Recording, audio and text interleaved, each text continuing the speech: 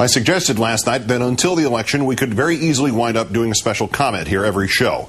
It was in turn suggested to me that while events may warrant them, this would certainly render that word special, for 2 weeks anyway, inoperative. Good point. So tonight, as promised, a campaign comment on the continuing adventures of Governor Sarah Palin in the big leagues. Or, are you smarter than a third grader?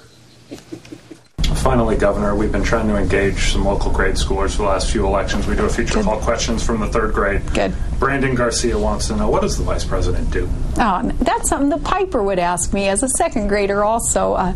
That's a great question, Brandon, and a Vice President has a really great job because not only are they there to support the President's agenda, they're like the team member, the teammate to that President, but also they're in charge of the United States Senate. So if they want to, they can really get in there with the senators and make a lot of good policy changes that will make life better for Brandon and his family and his classroom, and it's a great job, and I look forward to having that job. Oh, I'm so sorry, Governor. The correct answer can be found in the Constitution of the United States. Article 1, Section 3, the Vice President of the United States shall be President of the Senate, but shall have no vote unless they be equally divided. So the Vice President is not in charge of jack, Governor, let alone in charge of the Senate. And you are not smarter than a third grader. On the one level, it is hilarious and entertaining that the Republican nominee cannot correctly answer the question, what does the Vice President do? I mean, that first reference to the Vice President comes not 600 words into the Constitution. And the other meaty references are pretty simple to remember. Article 2, Section 1, in case of the removal of the President from office or of his death, resignation, or inability to discharge the powers and duties of the said office, the same shall devolve on the Vice President. There's also the 20th Amendment, you're done on January 20th, and the 25th Amendment, if the president's incapacitated, you're the acting prez. It's so simple, really. One could memorize those 4 points pretty easily. Wouldn't take long. Brandon Garcia could do it in the third grade, probably.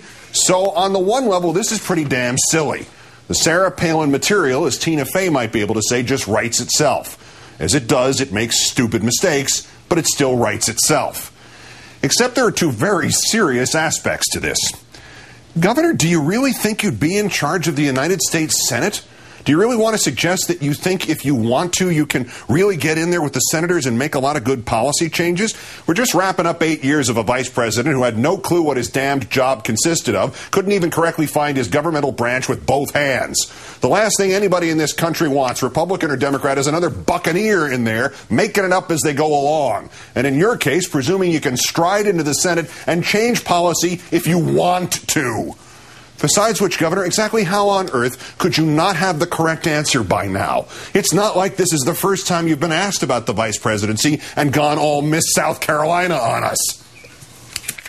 Is this police flap state investigation going to disqualify you from becoming Senator McCain's vice presidential candidate? As for that VP talk all the time, I tell you, I still can't answer that question until somebody answers for me. What is it exactly that the VP does every day? I'm used to being very productive and working real hard in administration. We want to make sure that that VP slot would be a fruitful type of position, especially for Alaskans and for the things that we're trying to accomplish up here for the rest of the U.S. before I can even start addressing that question.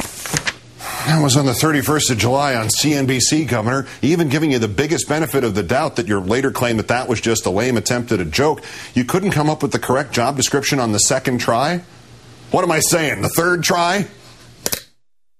Governor, you said in July that you would have to, someone would have to explain to you exactly what it is the vice president does every day. In my comment there, it was a lame attempt at a joke, and yours was a lame attempt at a joke too, I guess, because nobody got it. Of course, we know what a vice president does, and that's not only preside over the Senate, and we'll take that position very seriously also. I'm thankful that the Constitution would allow a bit more authority given to the vice president also, if that vice president so chose to exert it in working with the Senate. And making sure that we are supportive of the president's policies and making sure, too, that our president understands what our strengths are. No, Governor, the Constitution does not allow a bit more authority if the vice president so chose to exert it in working with the Senate. You would not be some kind of senatorial hall monitor. You would not be a veto or a censor or a balance. And even if you think you would somehow obtain those powers from somebody, don't pretend the Constitution will give them to you.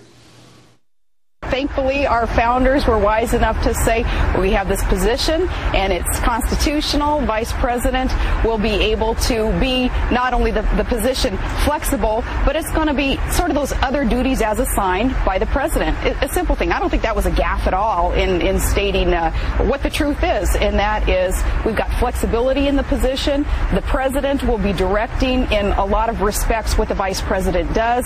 The vice president, of course, is not a member or a part of the legislative branch except to oversee the Senate. That alone provides a tremendous amount of flexibility and authority if that vice president so chose to use it. You're wrong. The word flexibility appears nowhere near in the Constitution. You've memorized everything else, Governor. You couldn't memorize the job description in 3 months? 4 tries? I mean, I'd like my president and my vice president to have memorized the Constitution and to abide by it. Or at least I'd like them to know more about the Constitution than I do, or than Brandon Garcia does in the 3rd grade.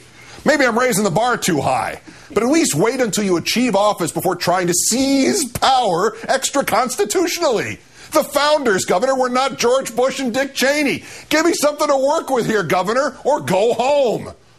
And please don't forget to take your lovely parting gifts with you, including the home version of the Vice President game.